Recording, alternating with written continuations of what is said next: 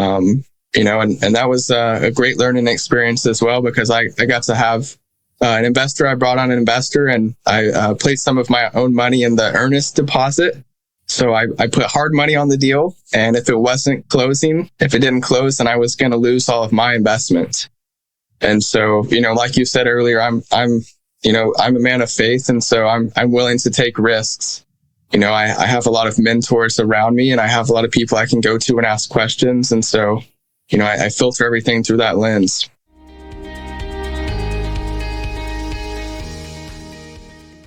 This is your daily real estate syndication show. I'm your host, Whitney Sewell. Today, our guest is Will Holland. He's the founder and CEO of Bigger Picture Holdings, LLC, real estate investment company headquartered in Dallas, Texas, that focuses on acquiring value-add multifamily properties.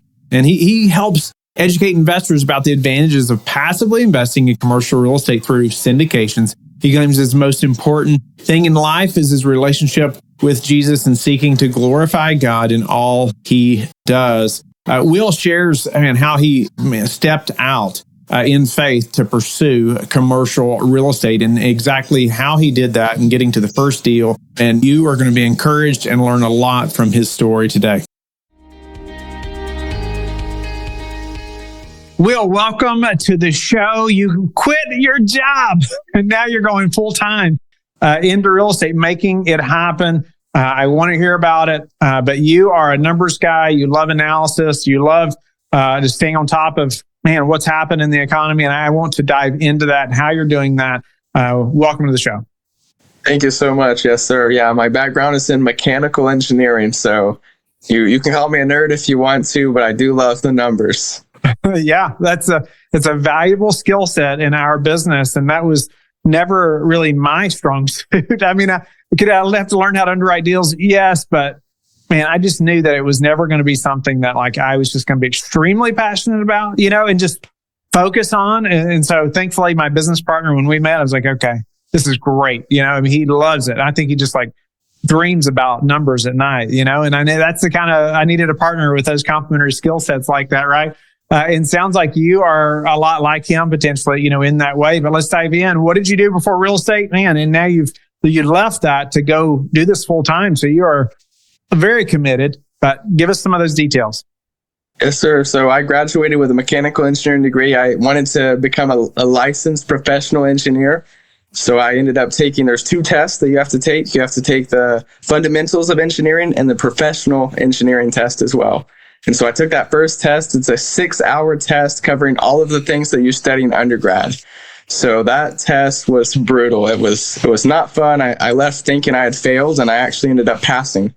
So you pass that test, and then you get 4 years of experience. You take the PE, which is an 8-hour test, and then you officially become licensed. And so I was heading down that path, and I realized that I didn't really like that job and that career too much. I love people a whole lot. And, it was kind of an opportunity just to focus on the numbers a little more than I would have liked to.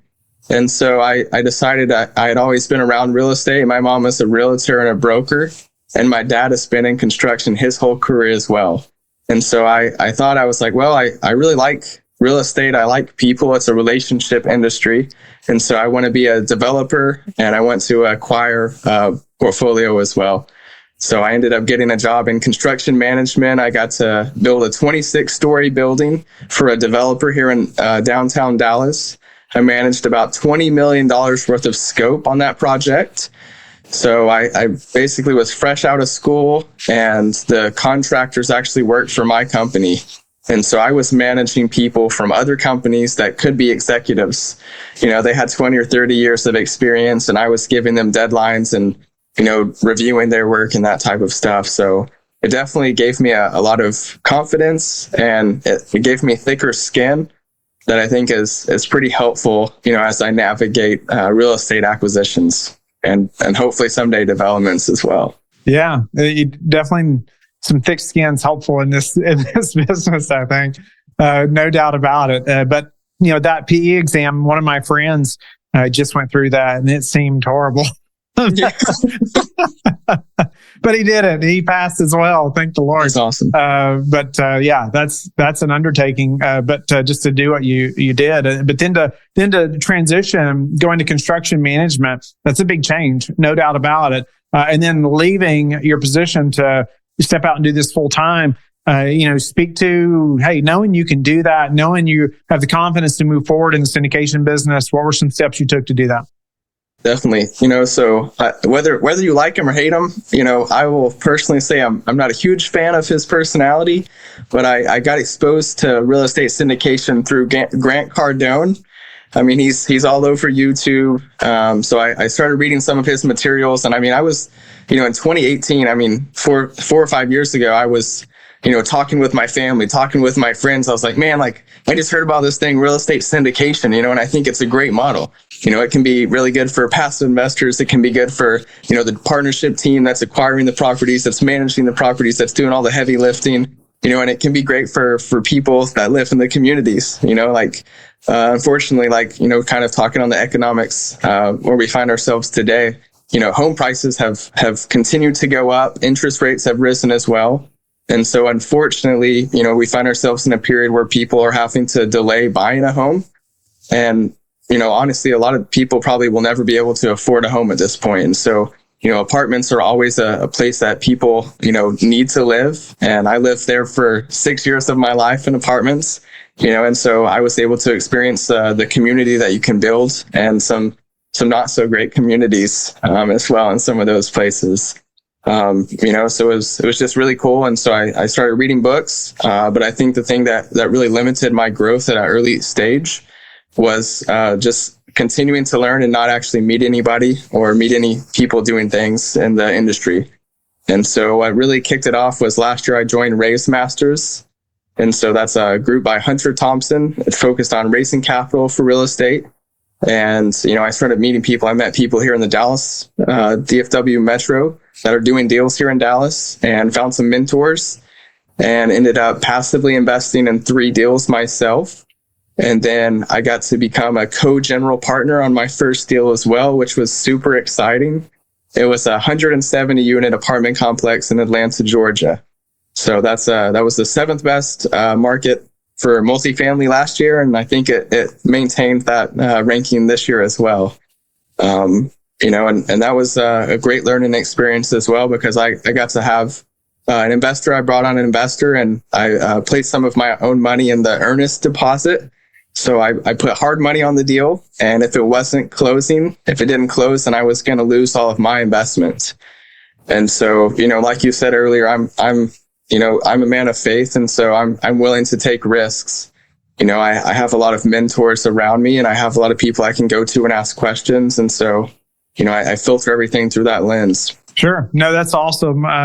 No doubt many steps of faith that you took to leave your job and to go do this. And then earnest money, I feel like every time's a leap of faith, right? It is. I mean, you do the best we can, right? Underwriting and due diligence and all these things. And then lots of prayer, in addition to that, I feel like, recently, you were sharing with me a little bit about, earlier that you recently went through the process, of nearly submitting an LOI or just process of this deal. I just thought, why don't we talk through that a little bit? Maybe you could talk about the deal or talk about, the underwriting process. I know numbers and analysis are really big for you right now, or maybe highlight some of the key things you're looking at right now, in the current economic climate.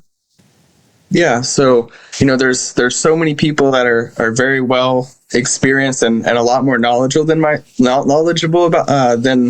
myself on economics. And so I listened to a lot of podcasts. I got to listen to a podcast yesterday, chief economic officer with a big oil and gas company in the Metroplex. And, he was talking about all the different things like the BRICS countries, coming together, and, the potential for that to devalue the US dollar, and, different ways to invest your money at this point. And, so I try to always be reading reports, by all the big brokerage firms, CBRE, JLL, Cushman & Wakefield. I'm listening to podcasts, and I'm having phone calls with people all the time, so that's a big way that I like to continue to hone my skills. But yes, so ultimately I quit my job a couple months ago, and with the goal of, hey, I want to raise $1 million of equity. I want to partner with with really large groups. Hopefully they have, 500 million to $1 billion plus of assets under management, and with really great track records. And so I've been focused on just educating investors, creating content, but ultimately with the deal flow, with interest rates rising so much, there's not nearly as many properties being purchased this year. And so I realized that I do have this skill set. I've had mentorship. I've read a lot of books. And so I started underwriting deals myself and talking to potential partners. So I found a deal that I really liked after analyzing several deals. I called the broker, and I called one broker. I didn't get an answer. Then I called a financial analyst. I got to talk to him, and I finally got to talk to one of the brokers as well. And I scheduled time to view the property. So I did the property tour. I did rent comps. I did sales comps. I used several different platforms to get that data. A lot of really good data is actually on apartments.com. I did some secret shopping as well, just to verify rents and tour some of the properties.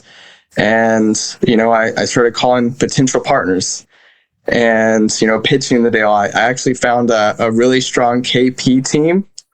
And so ultimately, what it boiled down to was, just not having that team built in time to be able to submit the letter of intent. But I spoke with lenders. I checked all of the boxes of going through that process, and, actually found some partners through that process that I think that we can definitely look to close a couple deals this year. Awesome. So speak to how you found this KP team, this key principal team. How did that happen? Well, oftentimes when somebody's, getting started the first deal or so, that's a big holdup, right? Well, who's going to help us sign on the debt, right? Or who's going to help provide that earnest money like you're talking about? Because not everybody has the funds to go do that, right? When you're getting started in this business. I did not. The balance sheet or the cash, so I had to find people, so all that to say for the listener, hey, it's possible even if you don't have those things, right? But how did you do that? How did you find this KB team, and how'd that happen? So it's just like raising capital. You call 100 people, you might get 3 or 4 or 5 investors. And, the same way, I started reaching out to people within my realms of influence. I've got a real estate council that I'm a part of here in Dallas. I started reaching out to race masters groups, so I was actively looking for people interested in investing, looking for partners, asset managers, etc. And, also trying to find KPs. And so ultimately it was through a recommendation. So the group that I got to close the deal with and raise some capital for in Atlanta, they were like, hey, we know this really strong KP team, and they have a really great track record and a lot of good experience, and something that was they're willing to offer as well. And obviously, this would be something that you would negotiate in the percentage of GP that you would allocate to them, but they're willing to help find the lending. They're willing to, get the cost segregation study taken care of, and they're willing to help with third-party reports to help the lender, close the debt and everything. So it was all relationships. Yeah, it sounds like you have helped. You surrounded yourself with other people who are mentors who have been there and done that type of thing, and then you can go ask, right? Who would you use for this, or how did you all do this? And that's what I did as well, right? And we just had to get involved, right? Go dive in and build relationships with people who were where I wanted to be, right? And it sounds like that's what you've done. And so, why syndication and not flipping or wholesaling or single family or something else like that? Yeah, so I'm recording here in my house. It's a 4-bedroom house. It's here in North Dallas. I was renting out 3 bedrooms, and I lived in the master. And when you quit your job, I don't have an income, and you asked me a little bit earlier, like, what did it take for me to quit my job? I'm a man of faith. I sat down January 1st and I said, hey, what do I need to be able to feel comfortable leaving? And I needed $30,000 saved up. That would give me a year to play and take chances and network without a salary. And I looked at my 401k. I had 30 plus K already in there, and I looked at some other investments, and I was like, man, I'm already there.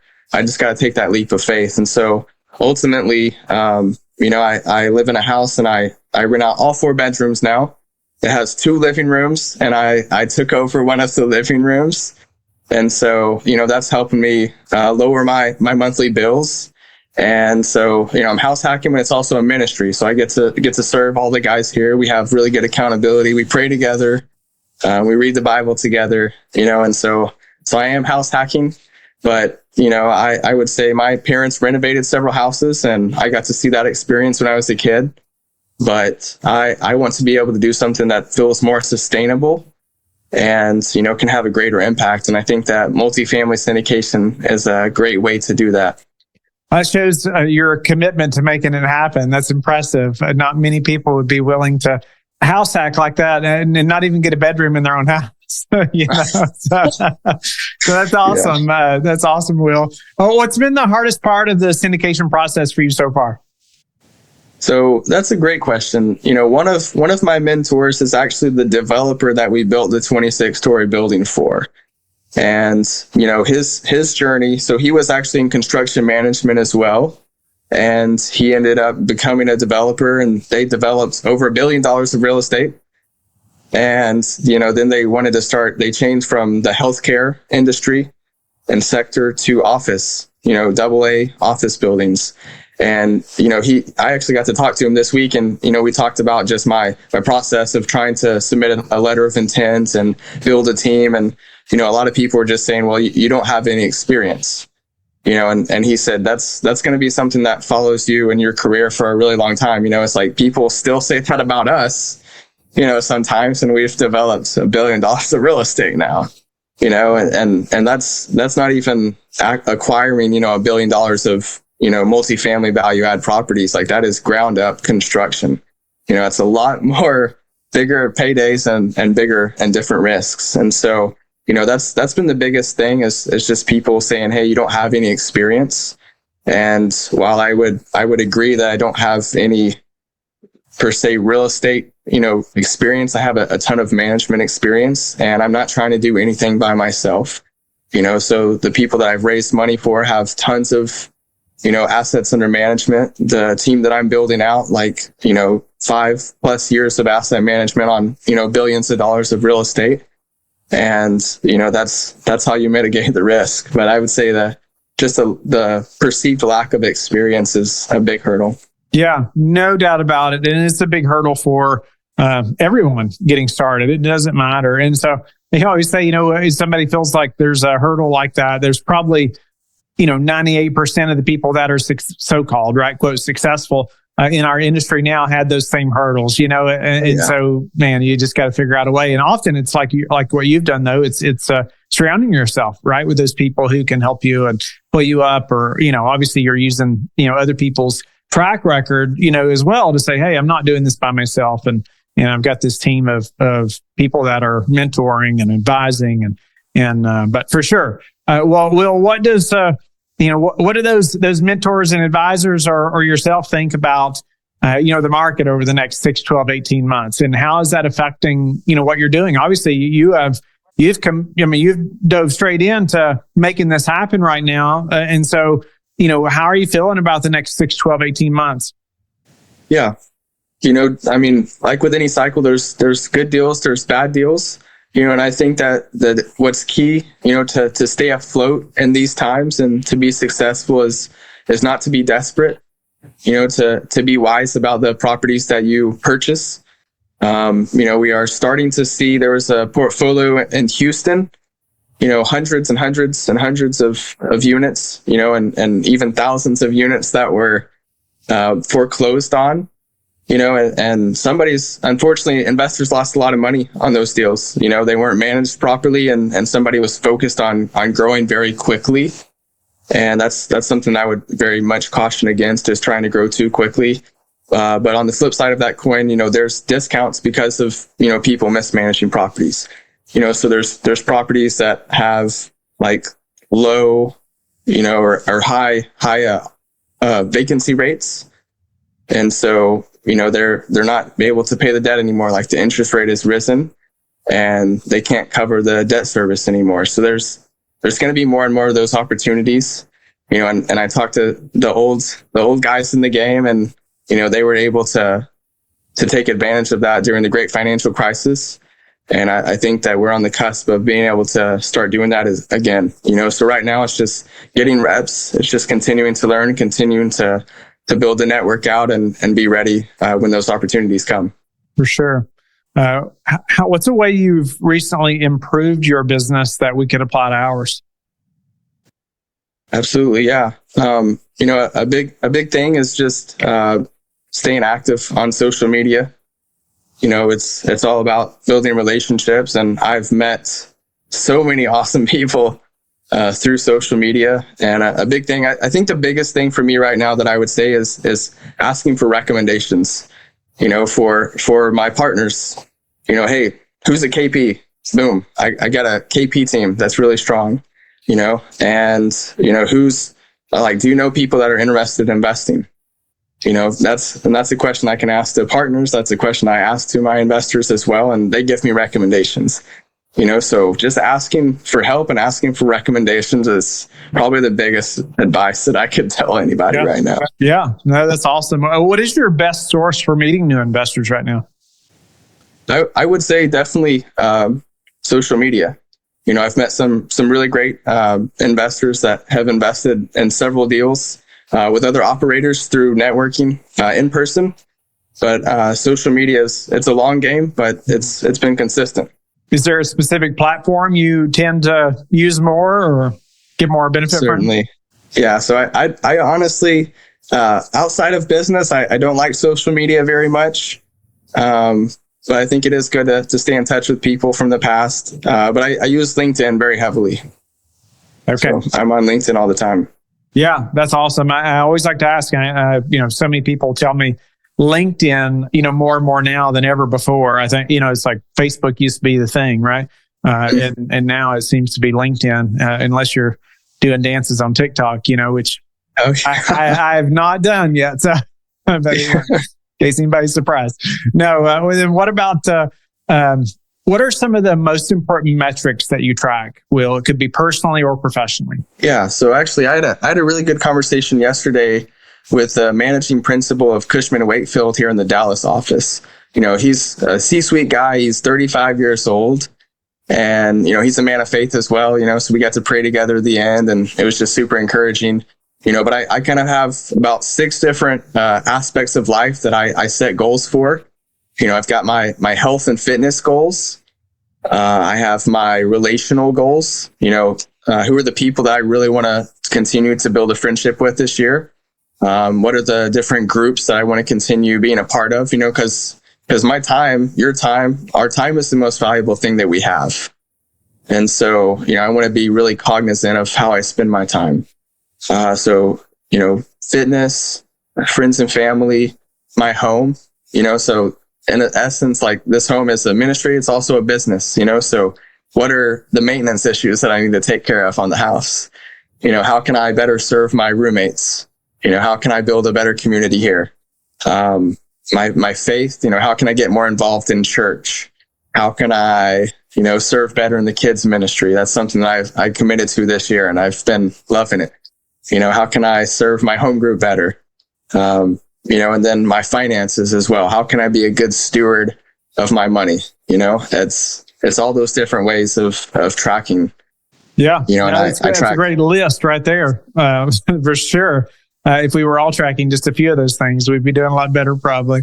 What about any other habits you would share that have produced a high return for you? Definitely. So I do a Bible study. In the last 5 years, I've not missed that many days of studying the Bible. But something I've done very, very consistently for multiple years is I journal every single day.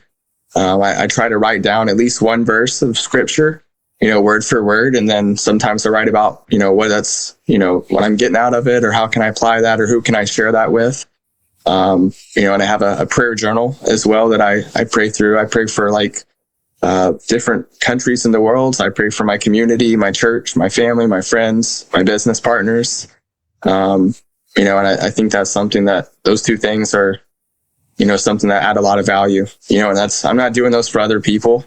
I'm doing that for myself and my faith and relationship with Jesus. Yeah, no, that is awesome. appreciate you sharing that. And in addition to that, I always like to ask how you like to give back. Yeah. And man, it's, I'm not able to give financially as much as I would like to. I try to give to a few different ministries, but I certainly do give, a lot of time. So I do serve in the kids ministry at least a couple times a month. I, serve my roommates here, and, I'm actually leading a virtual Bible study on a weekly basis as well. So we've had people from over 10 states join, just started 5 weeks ago. And, that's a way of serving in a really unique manner. So I love that as well. Yeah, that is a great way to give back. And that's, I would say, much more valuable than any dollar amount, often that you could be giving, is sharing the gospel with, a group of people all the time. And you said that's weekly, I think, right? And I just appreciate your transparency, Will, being willing to share. Really just taking a major step of faith, right? And, in leaving your job, taking residence in your own living room so you can rent out your house, to go make this happen. I just love the level of commitment that you've made to do it and make it happen. I think some of that will help push you in ways you don't even know yet, it's going to be good. And so, but just grateful for that. And you just being willing to share your process to getting where you are at today. And so share with the listeners how they can get in touch with you and learn more about you. But I'd love for you to share about how they can learn more about your Bible study as well. Absolutely. So all things LinkedIn. I do send out weekly invitations for the Bible study on LinkedIn. I've got a website as well, biggerpictureholdings.com. So that would be a great way to sign up. You can contact me. You can contact me directly through LinkedIn. I'm on Instagram, I'm on Facebook and some of those other platforms. And I do check those pretty regularly as well. But I'm not as active on there. So I'd love to connect. I love building relationships with people. Thank you for listening to the Real Estate Syndication Show, brought to you by LifeBridge Capital. LifeBridge Capital works with investors nationwide to invest in real estate, while also donating 50% of its profits to assist parents who are committing to adoption. LifeBridge Capital, making a difference, one investor and one child at a time. Connect online at www.lifebridgecapital.com for free material and videos to further your success.